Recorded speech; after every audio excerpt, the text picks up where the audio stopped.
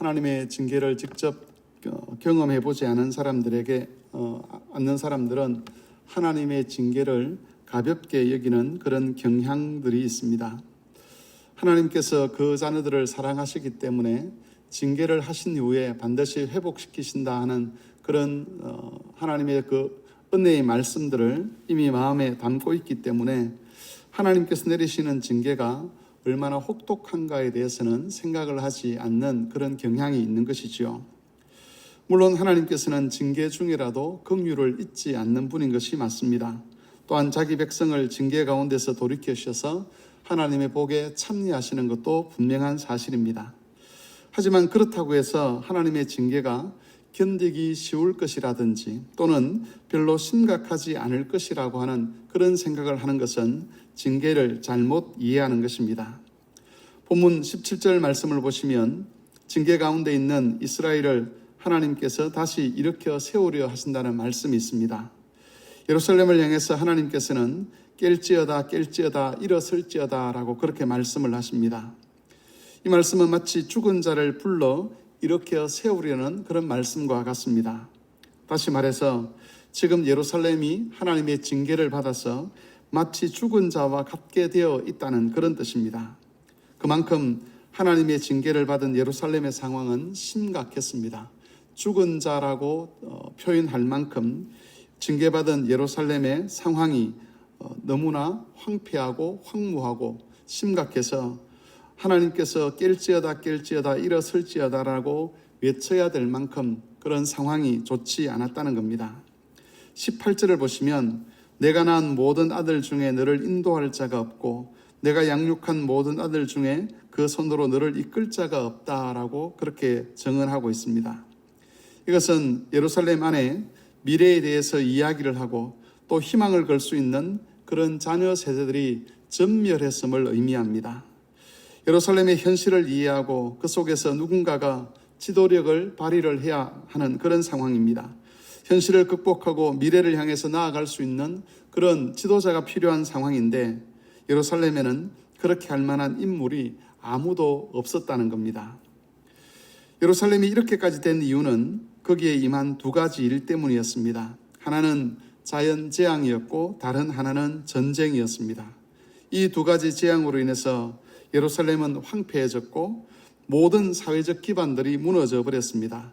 삶의 터전은 완전히 파괴되고 말았습니다. 그래서 사람이 살 수 없는 곳, 덜 짐승들이 지나다니는 곳으로 변질되고 만 것입니다.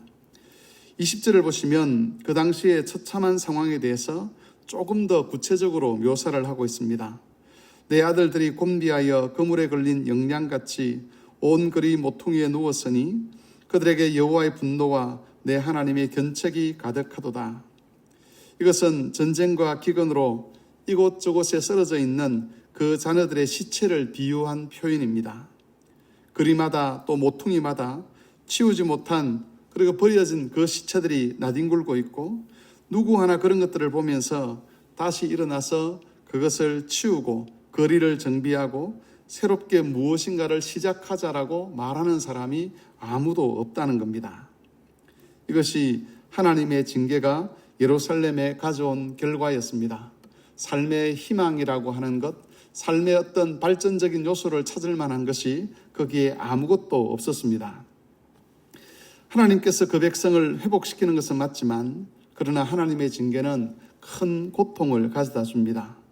하나님의 징계는 예루살렘이 죽었다라고 표현될 만큼 모든 것을 다 빼앗아 가버렸습니다.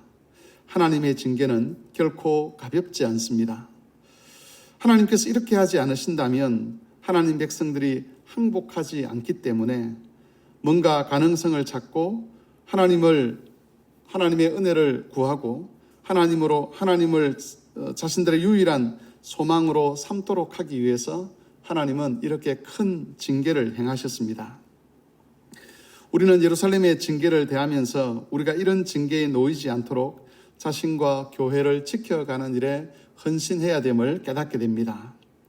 우리는 세상적인 욕심과 욕망이 우리를 지배하지 않도록 하나님 앞에서 거룩한 삶을 살아야만 합니다.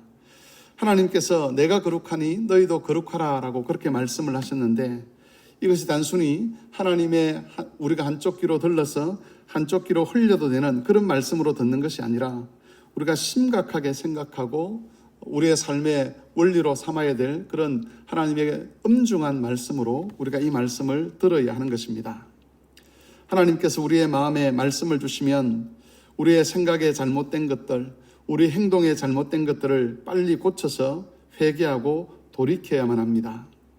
만일 그렇게 하지 아니하고 우리가 하나님의 말씀 앞에서도 악한 고집을 피우고 악한 습관을 고치지 않는다면 예루살렘에 당했던 그런 큰 고통을 당한 후에야 비로소 우리가 하나님의 은혜 속에서 다시 복을 누리는 그런 과정들을 겪어갈 수밖에 없을 것입니다. 하나님께서 우리에게 원하시는 것은 징계도 아니고 고통도 아닙니다. 하나님은 우리에게 평강 주시기를 원하십니다. 하나님은 우리가 안식하기를 원하십니다.